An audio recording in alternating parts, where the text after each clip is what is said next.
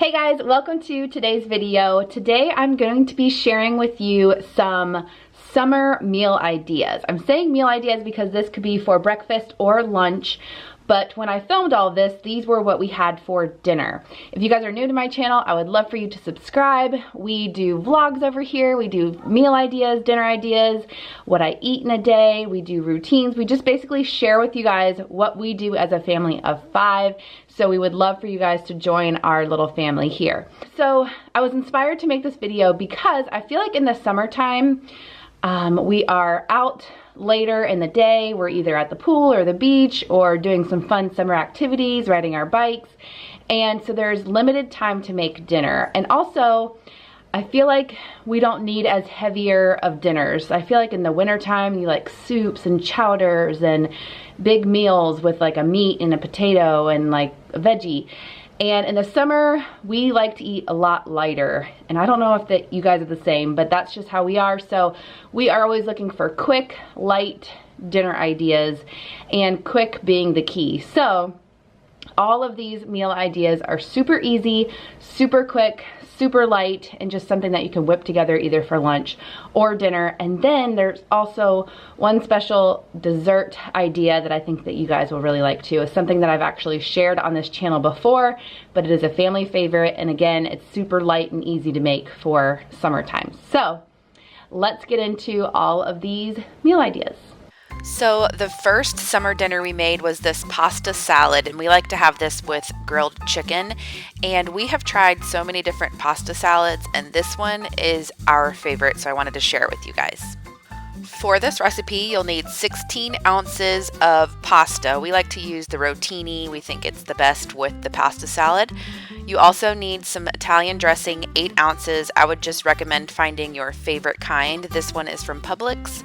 You also need 2 cups of cherry tomatoes, 8 ounces of mozzarella cheese, 8 ounces of pepperoni, 6 ounces of Parmesan cheese, 10-ounce can of olives, and you want to drain that, and also a green pepper. The first thing you're going to do is you're going to cook your pasta, and you want to make sure that you don't cook it all of the way. You want it to have some sort of bite to it and not be like super mushy, because once you put like the dressing and everything in it, it's not going to be good if it's mushy. So while your pasta is cooking, you're going to go ahead and cut your cherry tomatoes, and I just cut them in half, just depending on how big they are. You might want to cut them in fourths. The joy of this recipe is that you can basically add whatever you want to it. You can add more of something or less of something as well. You can cut it different ways. So you don't have to do this exactly like I am, but this is how we do it, and it turns out really, really good. So here I am also cutting the green pepper, and I like to cut these in smaller bits just because we don't want like a huge bite of green pepper every single time. And then I am cutting the mozzarella cheese. Here you can shred it if you want, but I like to have the chunks of the mozzarella cheese, and I make the chunks pretty big, I think. And then for the pepperoni, I usually cut these in fourths. You can see here.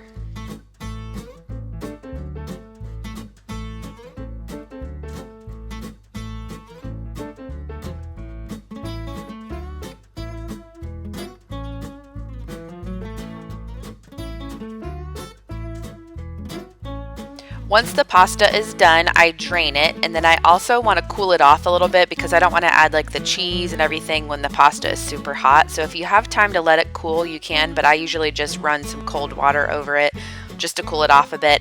And then once it's cooled off, you're going to put it into whatever bowl you're going to use, and you're just going to add all of the ingredients. So the green pepper, the tomatoes, the cheese, the pepperoni, the black olives. You're going to give it a really good stir, make sure all of the ingredients are all in there, and then you're going to add your Italian dressing.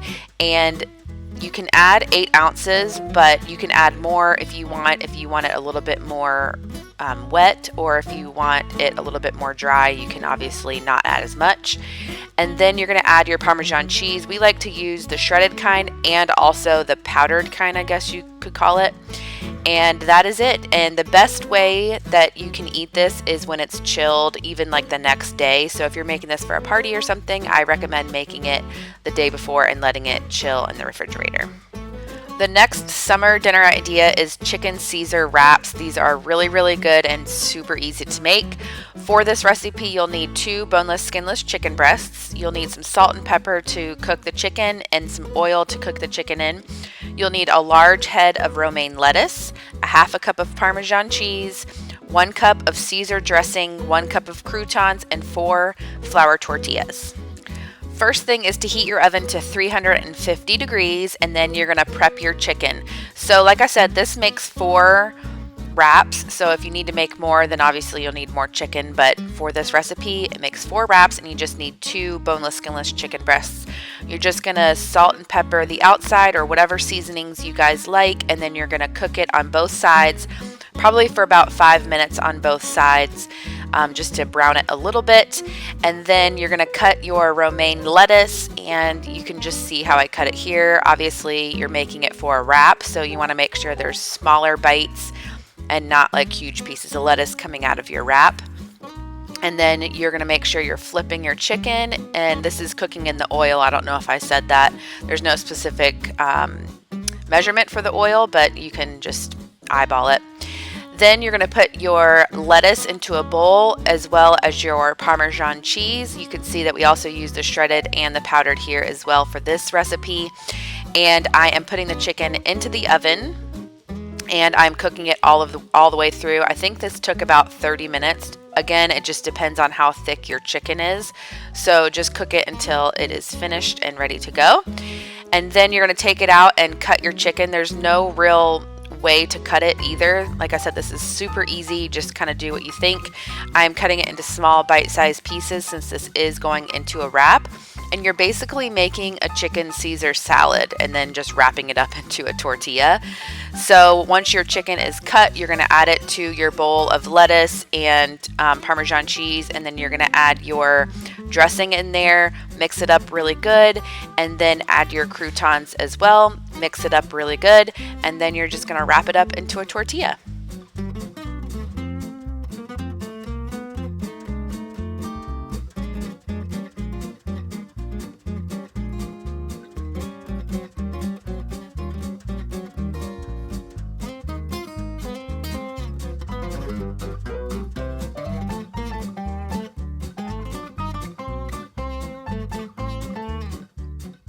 With these summer dinner ideas, we do some smaller, lighter sides. So whether we do like apples or peaches on the side and some chips, that's usually what we go for. But you can obviously put whatever on the side with this if you want to do like French fries or something like that as well. But these were so good. I would definitely recommend trying them. Okay, on to the tuna melts. We actually make these tuna melts a lot, and this recipe that I'm going to give you makes about 3 sandwiches. So you can figure out however much you need after that. So for this recipe, you're going to need some bread, obviously 2 pieces per sandwich. You're also going to need tuna. So I use 2 of those smaller cans of tuna for this recipe, or the bigger can of tuna, just 1 of those. You're going to need mayonnaise and mustard. You're going to need cheddar cheese, lettuce, and tomato. So the first thing you're going to do is you're going to toast your bread. You can't see my toaster here, but I am toasting the bread. We like to have it toasted. If you don't like it toasted, obviously you don't have to toast it. Then you're going to make your tuna salad. You can make your tuna salad however you want, but I'm going to tell you how I make it. I just put the tuna into a bowl, and I like to have it drained really well. Sometimes I even take it out and squeeze all the liquid out. I do not like my tuna super wet.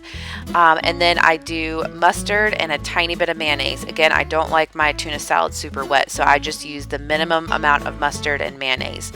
You can also add pickles or anything like that. I like dill pickles in mine, but my kids do not, so I usually just leave it out, and then I can add the dill pickles to the sandwich or on the side, as you can see that I do at the end of this. Once you're done making your tuna, you're going to put 2 of the slices of bread onto a pan, and you're going to put the tuna on it. This is because we like to melt cheddar cheese onto our tuna, hence the name Tuna Melt. But if you don't want cheese, obviously you can skip this step.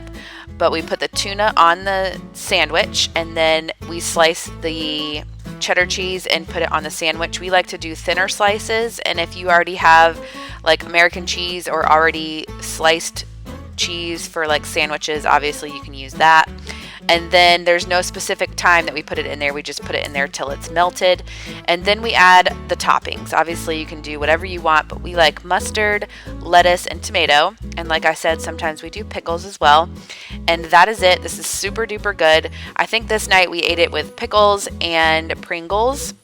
Again, super easy, super light, and really, really good. And the kids actually really like it as well.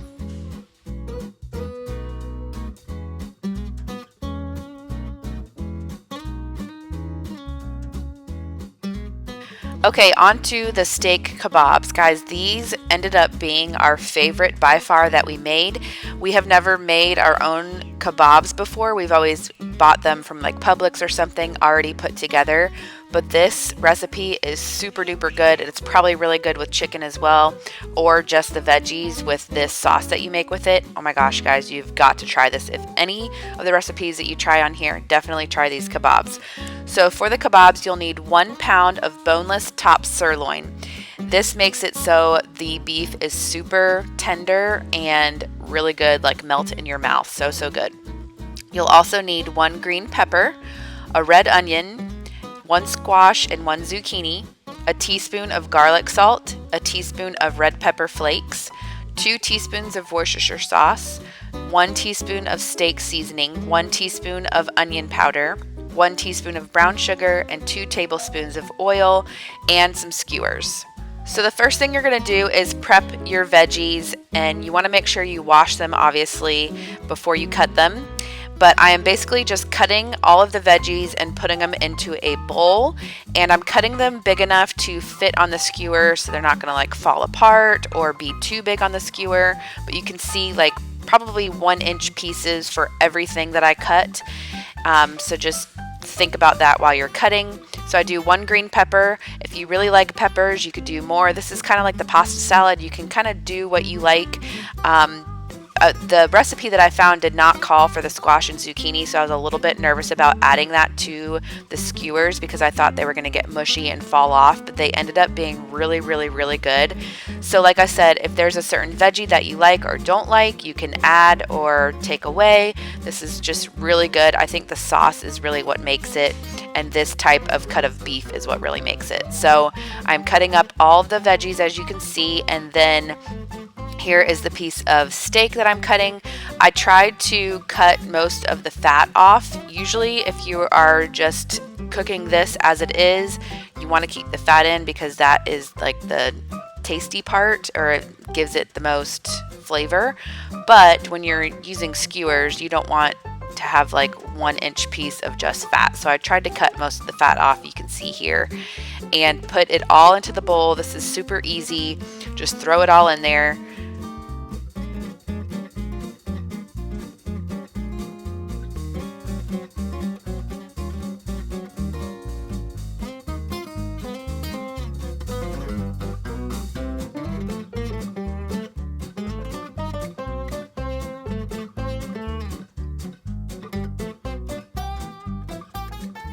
Once everything's in the bowl, you're going to add your seasonings and your liquids. So your garlic salt, the red pepper flakes. I will say this turned out to be really spicy, like a little bit too spicy for the kids.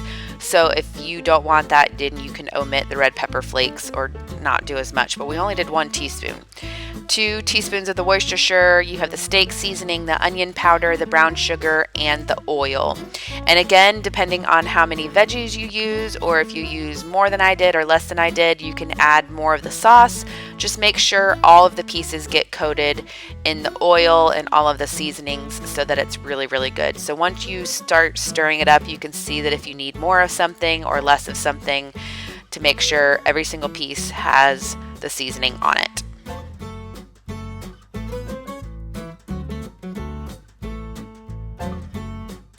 Now it is assembly time. There is no rhyme or reason to this at all. I just picked up whatever I saw and tried not to do, obviously, 2 of the same thing in a row, and I tried to do 3 pieces of steak on each skewer because I wasn't sure how much steak ratio I had to veggies. But you can see at the end, the very last skewer I did had basically all just steak. There was like 5 pieces of steak on it. But especially if you're doing this for a party, this made actually a lot of food between Chris and I. The kids didn't eat it because it was spicy, but this could feed probably 4 or 5 people.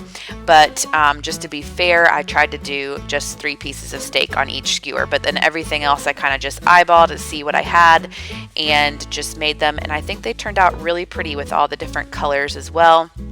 And then you're just going to put them on a 450-degree grill. And if you like your steak medium rare, we did 5 minutes and then flipped them and did 5 more minutes on the other side. And guys, these turned out so good. Like I said, I highly recommend trying this.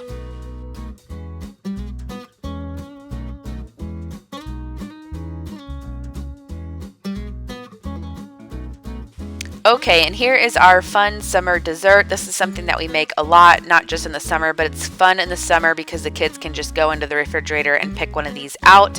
This is what we call dirt. Like I said, I've shared this before, but you will need some cups. Sometimes I just use cups that we have. Sometimes I use disposable ones. Just makes it easier, especially in the summer. You're not having to do as many dishes. You're going to need some pudding mix as well as 2 cups of milk because that's what the pudding calls for. So just check your pudding box. You're going to need some Oreos, and guys, I don't really have the measurements for this. Like, I don't know how many Oreos you need. I just kind of eyeball and see. Like I said, if you like more whipped cream, you can put more whipped cream in your cup. If you like more pudding, you can put more pudding. So just make this however you like it. So the first thing I do is I make the pudding. It just calls for you to let it sit for about 5 minutes. That's why I do the pudding first. Then I let the pudding sit while I crush up the Oreos. Again, you can crush them up super finely into like a powder, or you can crush them up really in big chunks, however you like it. Then you are going to take your pudding out and start assembling. I like to do layers, so I'll do like 1 small layer of pudding, 1 small layer of cookies, and 1 small layer of whipped cream, and then do another layer of pudding, another layer of Oreos, another layer of whipped cream. I've also done just like 1 big layer of pudding, 1 big layer of cookies, and 1 big layer of whipped cream. Just again, however you think you like it. And then also we usually put gummy worms on the top as well, hence the name dirt. It looks like the gummy worm is digging in the dirt, but we did not have gummy worms this time. But it's just something fun, like I said, for the kids, and the kids absolutely love it. I have also made this in 1 big sheet pan before, or like a brownie pan, and just let the kids scoop out however much they want. These cups kind of make this dessert pretty big. For like a 2-year-old, that's a lot of dessert. So sometimes I just let her eat about half of the cup, and then she can have the other half the next night. So sometimes making it into 1 big sheet pan is a good idea because then you could just scoop out however much you want them to have into a bowl. So again, this is super flexible. However you want to make it, it's just a lot more fun to be able to just grab it in the summertime and have it already made and good to go. We just put saran wrap on the top and stick them in the refrigerator.